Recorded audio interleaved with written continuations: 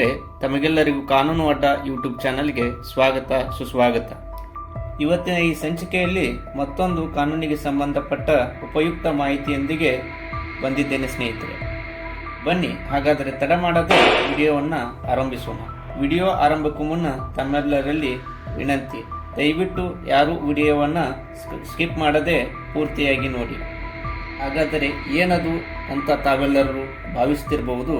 ಅದೇನೆಂದರೆ, ರಾಜ್ಯದಲ್ಲಿ ಕೆಲ ದಿನಗಳಿಂದ JDS ಪಕ್ಷದ ಸಂಸದರಾದ ಪ್ರಜ್ವಲ್ ರೇವಣ್ಣರವರು ಮಹಿಳೆಯರ ಲೈಂಗಿಕ ದೌರ್ಜನ್ಯಕ್ಕೆ ಸಂಬಂಧಪಟ್ಟಂತಹ ಆರೋಪಕ್ಕೊಳಗಾಗಿ ವಿದೇಶ ಪ್ರವಾಸಕ್ಕೋಸ್ಕರ ವಿದೇಶಕ್ಕೆ ಹೋಗಿ ತಮ್ಮ ಮೇಲಿನ ಆರೋಪವನ್ನು ಅರಿತು ಅಲ್ಲಿಯೇ ಬೀಡುಬಿಟ್ಟು ಕುಳಿತಿರುವುದು ಮತ್ತು ಮರಳಿ ತಾಯ್ನಾಡಿಗೆ ಬರುತ್ತಿಲ್ಲವೆಂಬುದು ನಮಗೆಲ್ಲರಿಗೂ ಸಂಚಲನ ಮೂಡಿಸಿದಂತಹ ವಿಷಯ.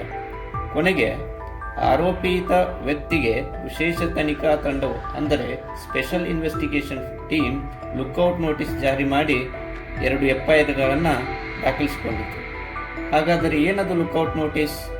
ಬಂಧುಗಳೇ, ಲುಕ್ಔಟ್ ನೋಟಿಸ್ ಎಂದರೆ ಲುಕ್ಔಟ್ ನೋಟಿಸ್ಗೆ ಲುಕ್ಔಟ್ ಸರ್ಕ್ಯುಲರ್ ಎಂತಲೂ ಕರೆಯಲಾಗುತ್ತದೆ. ಈ ರೀತಿಯ ನೋಟಿಸನ್ನು ಅಂತಾರಾಷ್ಟ್ರೀಯ ಗಡಿಗಳು, ಅಂತಾರಾಷ್ಟ್ರೀಯ ವಿಮಾನ ನಿಲ್ದಾಣಗಳು, ಕಡಲ ಪ್ರದೇಶಗಳಲ್ಲಿ ಕಾಣಿಸಿಕೊಂಡ ಅಪರಾಧಿಗಳನ್ನು ಬಂಧಿಸಲು ಇದನ್ನು ಬಳಸಲಾಗುತ್ತದೆ. ಹಾಗೂ ಲುಕ್ಔಟ್ ನೋಟಿಸನ್ನು ತಲೆಮರೆಸಿಕೊಂಡಿರುವಂತಹ ಅಪರಾಧಿಗಳನ್ನು ಪತ್ತೆ ಹಚ್ಚಲು ಜಾರಿ ಮಾಡಲಾಗುತ್ತದೆ ಮತ್ತು ಕಾನೂನು ಜಾರಿ ಮಾಡುವ ಅಧಿಕಾರಿಗಳಿಂದ ಅಗತ್ಯವಿರುವ ವ್ಯಕ್ತಿಗಳ ಪ್ರವೇಶ ಮತ್ತು ನಿರ್ಗಮನವನ್ನು ಪರಿಣಾಮಕಾರಿಯಾಗಿ ತಡೆಗಟ್ಟಲು ಮತ್ತು ಮೇಲ್ವಿಚಾರಣೆ ಮಾಡಲು ಈ ನೋಟಿಸನ್ನು ಹೊರಡಿಸಲಾಗುತ್ತದೆ. ಮತ್ತಷ್ಟು ಈ ರೀತಿಯ ನೋಟಿಸಿನ ಕುರಿತು ಹೇಳುವುದಾದರೆ, ಒಂದು ದೇಶದಿಂದ ಇನ್ನೊಂದು ದೇಶಕ್ಕೆ ಪಲಾಯನ ಮಾಡಿ ತಲೆಮರೆಸಿಕೊಂಡ ಆರೋಪಿಯು ಬಂದರು ಅಥವಾ ಅಂತಾರಾಷ್ಟ್ರೀಯ ವಿಮಾನ ನಿಲ್ದಾಣದಲ್ಲಿ ಕಾಣಿಸಿಕೊಂಡರೆ ಅವನನ್ನು ಬಂಧಿಸುವ ಅಧಿಕಾರವಿರುತ್ತದೆ. ಬಂಧುಗಳೇ, ಇನ್ನು ಈ ಲುಕ್ಔಟ್ ನೋಟಿಸ್ ಯಾವ ರೀತಿ ಜಾರಿ ಮಾಡಲಾಗುತ್ತದೆ ಎಂದರೆ, ಮೊದಲನೇದಾಗಿ ನೋಟಿಸ್ ನೀಡುವ ಏಜೆನ್ಸಿ ಆರೋಪಿಗೆ ಸಂಬಂಧಿಸಿದ ದಾಖಲಾತಿ ವಿವರಗಳನ್ನು ನಿಗದಿತ ನಮೂನೆಯಲ್ಲಿ ನೀಡಲಾಗುತ್ತದೆ.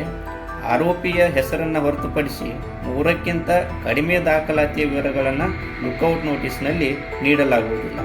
ಇನ್ನು ಎರಡನೇದಾಗಿ, ಸಾಮಾನ್ಯವಾಗಿ ಲುಕ್ಔಟ್ ನೋಟಿಸ್ ನೀಡಿದ ದಿನಾಂಕದಿಂದ 1 ವರ್ಷದವರೆಗೆ ಆ ನೋಟಿಸ್ ಮಾನ್ಯವಾಗಿರುತ್ತದೆ.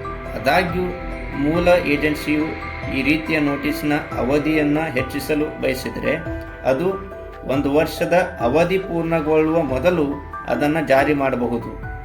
ಹಾಗೂ 1 ವರ್ಷದ ನಿಗದಿತ ಅವಧಿಯೊಳಗೆ ಲುಕ್ಔಟ್ ನೋಟಿಸನ್ನು ವಿಸ್ತರಿಸಲು ಯಾವುದೇ ವಿನಂತಿಯನ್ನು ಮಾಡದಿದ್ದರೆ ಲುಕ್ಔಟ್ ನೋಟಿಸ್ ಅಥವಾ ಲುಕ್ಔಟ್ ಸರ್ಕ್ಯುಲರ್ ಯನ್ನು ಅಮಾನತುಗೊಳಿಸಲು ಸಂಬಂಧಿಸಿದಂಥ ವಲಸೆ ಅಧಿಕಾರಿಗಳಿಗೆ ಸಂಪೂರ್ಣ ಅಧಿಕಾರವಿದೆ ಸ್ನೇಹಿತರೆ.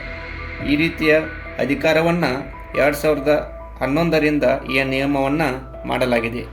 ಸ್ನೇಹಿತರೆ, ನ್ಯಾಯಾಲಯ ಮತ್ತು ಇಂಟರ್ಪೋಲ್ನಿಂದ ಲುಕ್ಔಟ್ ನೋಟಿಸ್ಗಳನ್ನು ನೀಡಿದರೆ ಅಂತಹ ಲುಕ್ಔಟ್ ನೋಟಿಸ್ಗಳು 1 ವರ್ಷದಲ್ಲಿ ಮುಕ್ತಾಯಗೊಳ್ಳುವುದಿಲ್ಲ ಎಂದು ನಾವು ನೆನಪಿಡಬೇಕು.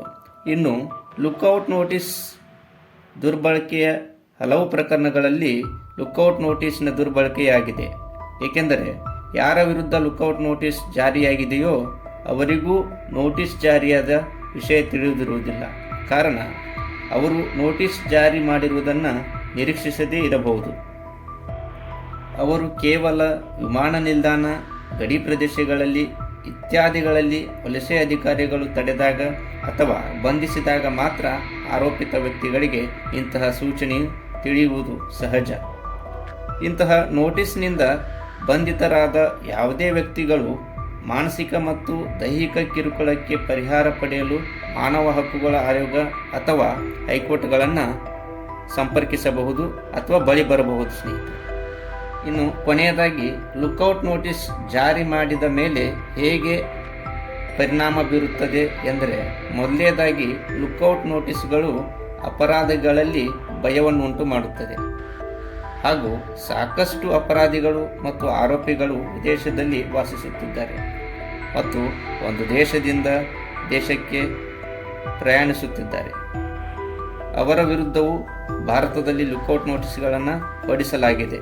ಆದರೆ ಎಷ್ಟು ಮಂದಿಗೆ ಲುಕ್ಔಟ್ ನೋಟಿಸ್ಗಳನ್ನು ನೀಡಲಾಗಿದೆ ಎಂಬುದಕ್ಕೆ ಯಾವುದೇ ರೀತಿಯ ಅಧಿಕೃತ ಮಾಹಿತಿಯು ಲಭ್ಯವಿರುವುದಿಲ್ಲ.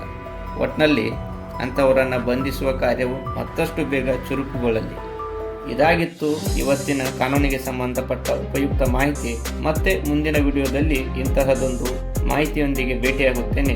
ಅಲ್ಲಿಯವರೆಗೆ ಇನ್ನೂ ಯಾರು ನಮ್ಮ ಚಾನಲನ್ನು ಸಬ್ಸ್ಕ್ರೈಬ್ ಮಾಡಿಲ್ಲ ಅಂದರೆ ದಯವಿಟ್ಟು ಸಬ್ಸ್ಕ್ರೈಬ್ ಮಾಡಿ, ಪಕ್ಕದಲ್ಲಿರುವ ಬೆಲ್ ಐಕನನ್ನು ಒತ್ತಿ, ಏಕೆಂದರೆ ನಾನು ಮಾಡಿದ ಹೊಸ ವಿಡಿಯೋಗಳು ನೋಟಿಫಿಕೇಶನ್ ಮೂಲಕ ತಮಗೆ ತಲುಪುತ್ತವೆ.